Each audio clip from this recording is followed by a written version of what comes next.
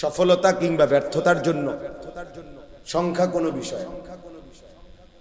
কোরআনুল কারীমের মধ্যে আছে, আল্লাহ তাআলা বলেন কালিলাম মা তাশকুরুন, শুকর আদায় করে কম।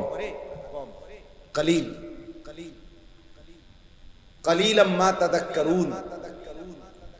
কোরআনুল কারীমে আল্লাহ বলেন আমি আল্লাহর কথা থেকে উপদেশ গ্রহণ করে কম। ওয়া কালিলুম মিন ইবাদিয়াশ শাকুর। আল্লাহ তাআলা বলেন আমার কৃতজ্ঞ শুকরকারী বান্দা হয় কম। তাহলে আল্লাহ তাআলা তো কমের প্রশংসা করছেন কিনা বলে? হ্যাঁ।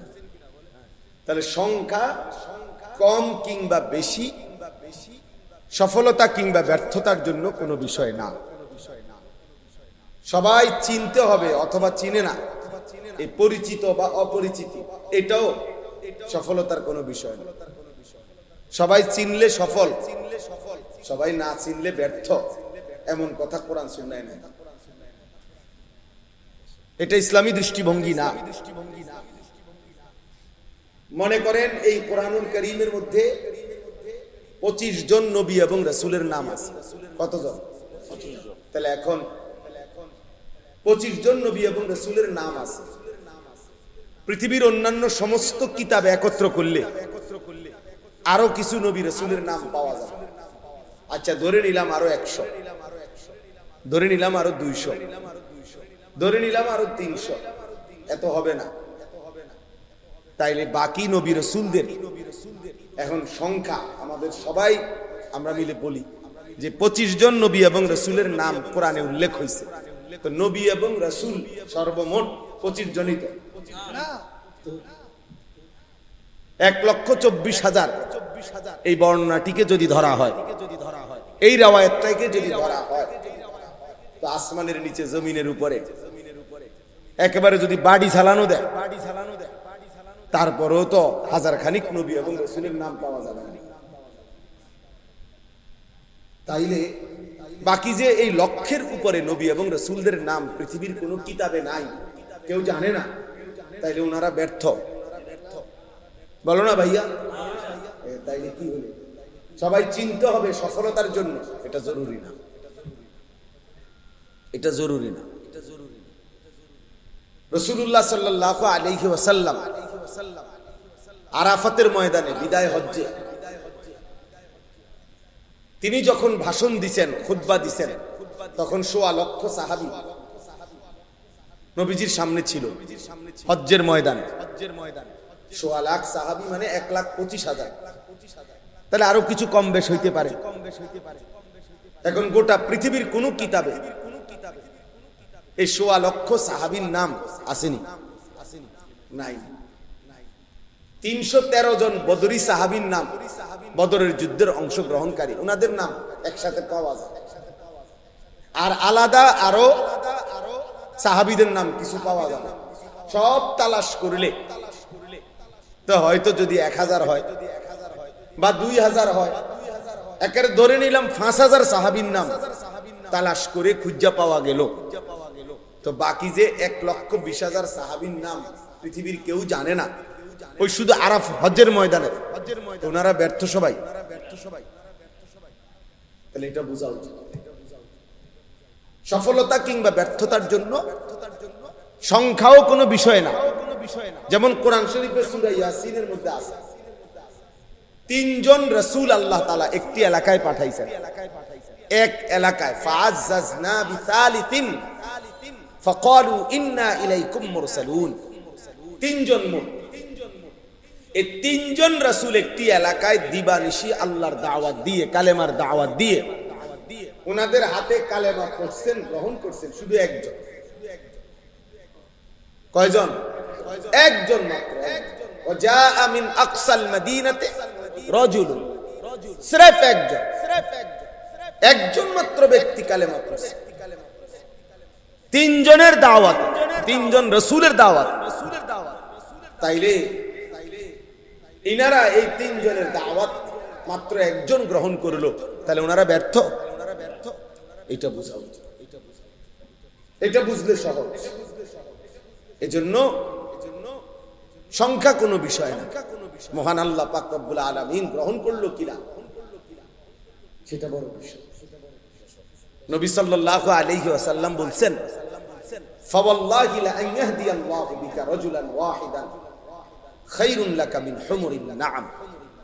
আল্লাহর কসম, নবীজি বলছেন আল্লাহর কসম, তোমার দ্বারা যদি একজন ব্যক্তি হেদায়েত পায়, আল্লাহর পথ পায়, আখিরাতের সন্ধান পায়, নবীজি বলছেন তাহলে এটাই গোটা আরবের সমস্ত দামি ওট তোমারে হাদিয়া দেওয়ার চাইতে কোটি গুণে উত্তম। কয়জন ভাইয়া? একজন, রাজুলান ওয়াহিদান, একজন ব্যক্তি, একজনের ফিকিরে,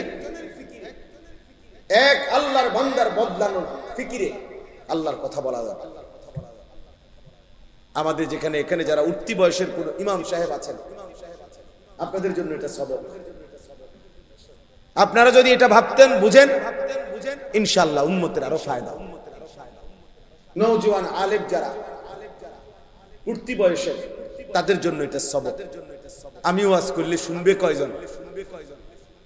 হ্যাঁ, আমার ওয়াজ শুনবে কয়জন? না, এটা তো আপনারা বলেন, আপনারা তো কোনো সংখ্যা বাইদা দেয় নাই কোরআন সুন্নাতে যে 50 জনের কম হইলে ওয়াজ শুরু করবা না, সাবধান, কবিরা গুনাহ। কথা বলেন না কেন? 48 জন হইলেও কি করবা না? না, সাবধান, মাইকে হু দিবা না। এমন কোন বিধান আছে? তাই আল্লাহর কথা বলতে থাকা, আল্লাহর জন্য বলতে থাকা, অল্প হোক বেশি হোক, সারাক্ষণ উম্মতের ফিকির করা। আমাদের দাওয়াত ও তাবলীগের বিশ্ববিখ্যাত মুরব্বী হযরত মাওলানা আহমদ লাট সাহেব দামাত বারাকাতুহুল আলিয়া, তিনি বলছেন রাসূলুল্লাহ সাল্লাল্লাহু আলাইহি ওয়াসাল্লাম এবং সাহাবায়ে কেরামের প্রত্যেকের দিলের মধ্যে এই ফিকির ছিল কিভাবে আল্লাহ পাকের এক এক বান্দা জাহান্নাম থেকে মুক্তি পায়, জাহান্নাম থেকে মুক্তি। দোস্ত, এটা ছিল নবীজির ফিকির, এটা ছিল সাহাবায়ে কেরামের ফিকির। একজন আল্লাহর বান্দা কিভাবে বেঁচে যায়। নবী সাল্লাল্লাহু আলাইহি ওয়াসাল্লাম বলছেন, ওয়া আনা আখিযুম বিহুজাজিকুম। এটা আমি বুঝাইতে হবে, এটা তরজমা।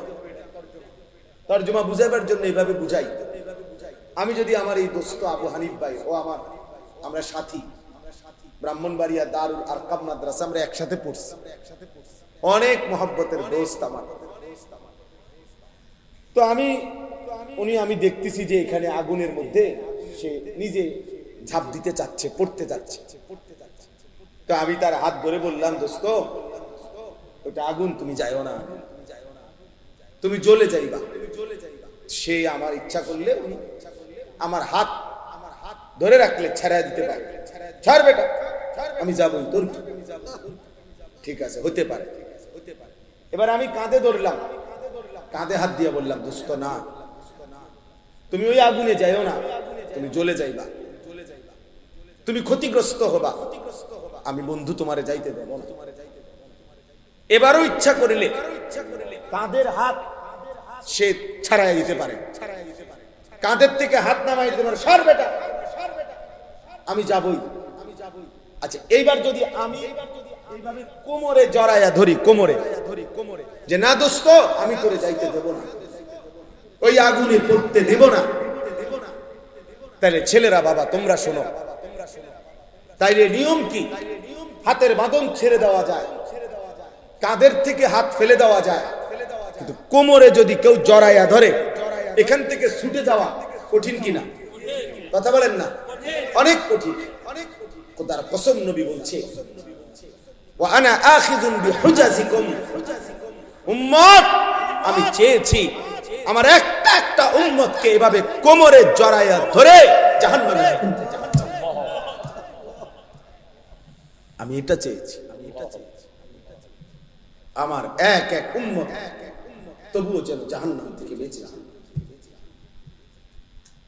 জাহান্নাম থেকে বেঁচে। এজন্য নবী সাল্লাল্লাহু আলাইহি ওয়াসাল্লাম দুয়ারে দুয়ারে, দাঁড়ে দাঁড়ে ঘুরছে, কালেমার ফেরি করছে, কালেমার ফেরি করছে, কখনো উপরে কখনো নিচে, কখনো হাটে ঘাটে মাঠে বাজারে মেলায় তাবুতে তাবুতে